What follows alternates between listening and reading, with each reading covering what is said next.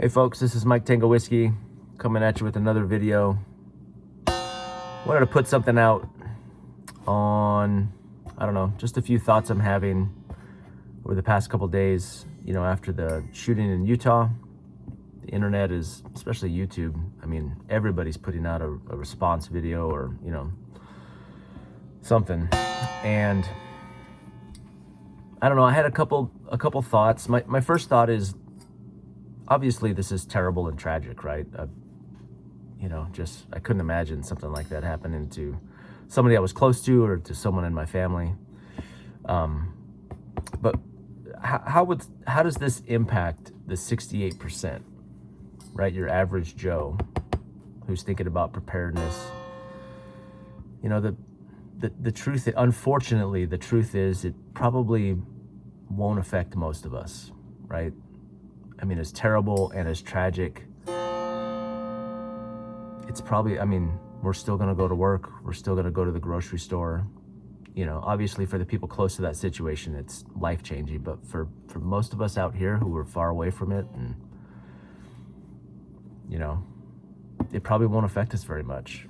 And I'm not saying that like it's a good thing. I think that's a bad thing. Like, terrible, tragic things should have an impact.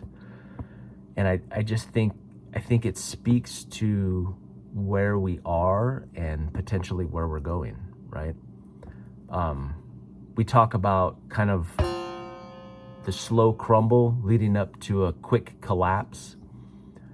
And I think this is a sign, another big step in that direction of the slow crumble, right? It's one of the signs of the crumbling of this empire.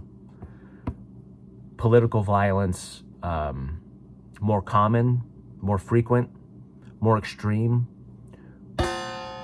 and it causing a ripple. There's some initial outrage, and then it just kind of settles down, and everybody goes back to their life. That's a sign of the crumble, right?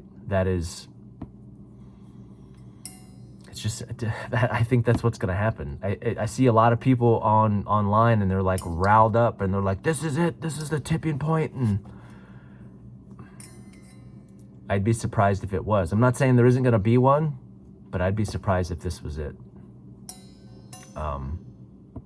People are reacting more seriously to this than they were to the attempt on the president-elect at the time, or Trump. I think it was before the election, but. So this is kind of shocking to me that people are reacting this seriously, but who knows? I just think it's a sign of the crumble, right? The other thought that I had was that I've always kind of felt this way, that chaos and violence are historically the default, right? This modern suburbs, like the life of the 68%er, it's kind of a bubble.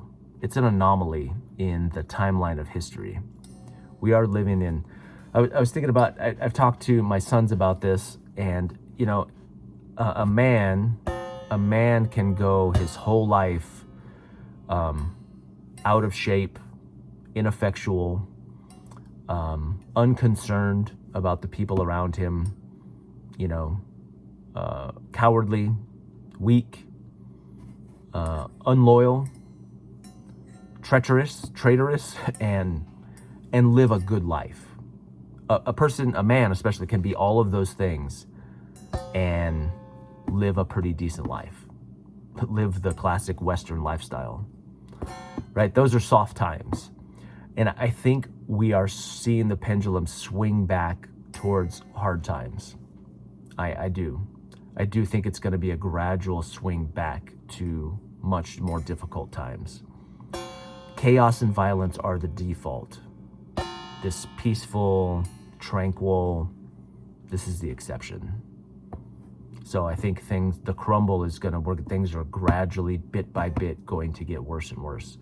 I think I said in a previous video that we may end up like Mexico, where violence is just kind of part of everyday life. Severe violence, like, headless corpses hanging from the freeway every day. Just that's the norm, right? That swing back towards that. And that's going to be a tough transition for America and Americans. But I think that's where we're probably going. More crime, more violence, more of what we're seeing in the past couple days, becoming the norm. So signs of the crumble, I think chaos and violence are the default. And then the third takeaway, and I think this is the most sinister and honestly the scariest one for me, is I remember during COVID and during the riots, I remember thinking there's a whole swath of people out there who are well trained, well equipped to fight, carry out violence, or all this. And they're just kind of sitting on the couch right now. I remember thinking that during COVID, and I thought, what would it take to get those people off of the couch, right?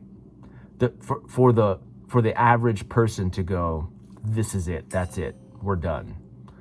And people are talking that way online right now about this. They are. But I can't help but feel that those people, well-equipped, well-trained, very patient, very capable, that are holding back are being enticed. I have this feeling that something or someone or is some group, I don't know, right, is trying to stoke the flames of chaos. And what would it take to get those people to, I don't know, take to the streets, to rise up, right? I can't help but feel this is being pushed, that this is a thing maybe that's the black-pilled side of me coming out during this, But I feel like there's the powers that be are poking at the bear, trying to get it to do, to react. And when we think about chaos and war and panic and fear, we got to be careful about being tricked into that place where that's where we are.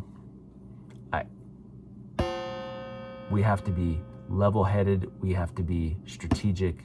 We have to be calculated in what you choose to be involved in. If someone's trying to poke you and get you to fight, you better be sure that it's your fight. You better be sure that it's your cause. And there are some things worth fighting for. There's absolutely some things worth fighting for and some things worth dying for. That's absolutely true. But man, if somebody's trying to manipulate and to trick and to entice you into that fight, you better be sure it's yours. You better be sure it's yours.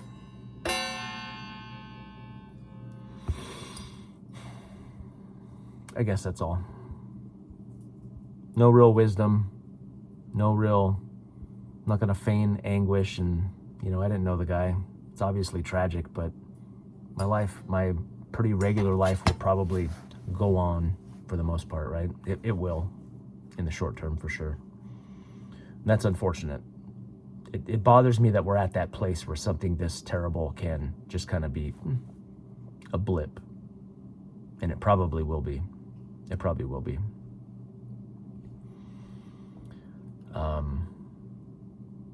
Yeah. I know this is more glum than I usually am, but it's been kind of weighing on me a little bit. Been watching a lot of stuff online too. But there's some people getting fired up. I mean, they're like, this is it. We're like, we're ready. Bro. I don't know. I'm rambling now. It's super late too, as usual. This is Mike Tango Whiskey. I'm all clear.